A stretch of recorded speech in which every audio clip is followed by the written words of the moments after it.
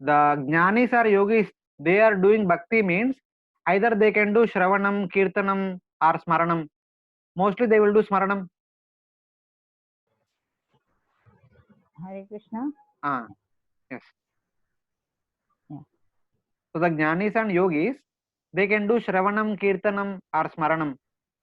So mostly they may do smaranam because smaranam is very much close to their regular practices of jnana and ashtanga yoga. Of course, So in order they to do smaranam of the Lord in the form of Brahman or Paramatma, respective to whatever path they are following. No, Or they for Bhagavan, smarana? exclusively for Bhagavan. They do smaranam of Bhagavan also, that they need to do. Okay, so even though they are following different paths, they are doing the smaranam in the form of the means Bhagwan form of the Lord. See, in Bhagavad Gita or Bhagavatam, whenever the jnana or yoga are talked, they generally described in terms of jnana yoga or ashtanga yoga or karma yoga. That means basically bhakti mishra karma or bhakti mishra jnana or bhakti mishra yoga. Though they are practicing karma, jnana or yoga, but that process should have a small element of bhakti, small portion of bhakti. Just like adding sugar or sunt powder in the milk to get taste, to get the experience Yeah, of this drinking milk. earlier also you had explained. Yeah. It's like that. None of the processes in this world, if they are without bhakti, they will not give any result.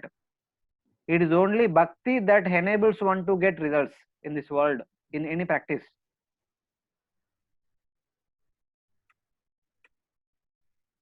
So when we say bhakti in for any path, bhakti means unto the Supreme Lord, the form of the Lord. Yes, bhakti unto the Supreme Personality of Godhead.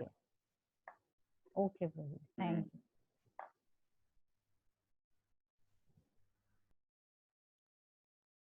So this is the constant theme from the beginning of the Bhagavatam till the end of the Bhagavatam. Whether someone is practicing karma or jnana or yoga, at the end they need to practice little bhakti to realize. So Bhagavad Gita, first 6 chapters talks about karma, jnana, yoga. The goal of karma, jnana, yoga is sorry, nishkama karma or jnana or yoga is realization of Atma and a small understanding of Brahman and Paramatma. But it is only by practice of bhakti at the end they will also realize Brahman or Paramatma. Then they will get the destination in Brahman or in Vaikuntha. Knowledge one can gain by their own respective process, but realization will come only by bhakti.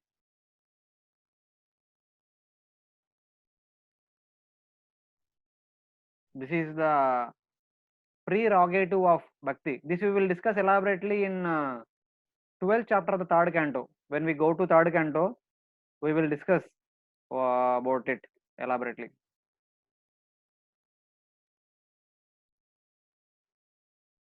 Hare Krishna, any other devotee has any query? We'll stop here only. Remaining 4 verses we'll discuss next week because the next 3 verses have connection to the next chapter also. So that way they can be continued. So till now, if anyone has any question, we'll take couple of questions quickly in 2-3 minutes and then we'll stop for the day.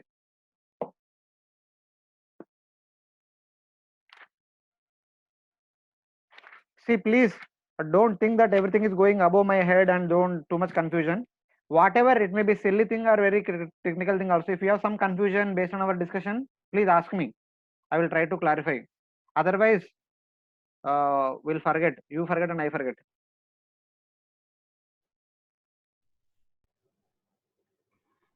Prabhuji, from the last class, whatever we discussed, no, there was one doubt. Like first shloka, first verse of this chapter, 7th chapter, the purport says that last para of the purport, it says that according to Srila Jiva Goswami, the demon Hiranyaksha was killed by the hand of the Lord. Therefore, his version is that after being killed by the hand of the Lord, the demon was pierced by the tusk. and Sri Vishwanath Chakravarti Thakur Pad also confirms this version. It's So okay, Mataji. Also, there are details. You will read the pastime more elaborately in the third canto. Then you can verify all the details. Here, just we need to know that Lord appeared as Varaha and killed Hiranyaksha and lifted the earth. That much is enough. The technical details we can look them into later on.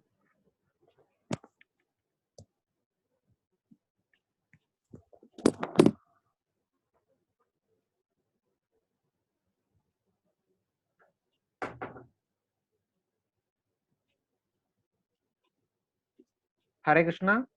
Anyone else? Any other question, Mataji? Or anyone else? Any query? Thank you. Hare. Thank you, Prabhuji. Thank you. I think there is a question about Brahman and Paramatma. All of you should explain what we discussed today. So you should actually try to learn all these things. Sure, Prabhu. Sure. Okay. Hare Krishna. Then we'll meet next week. Yeah. Hare Hare Krishna. Krishna. Hare Pranam. Krishna. Hare Krishna. Granthara Srimad Bhagavatam ki jai. thank Jai. you. Jai.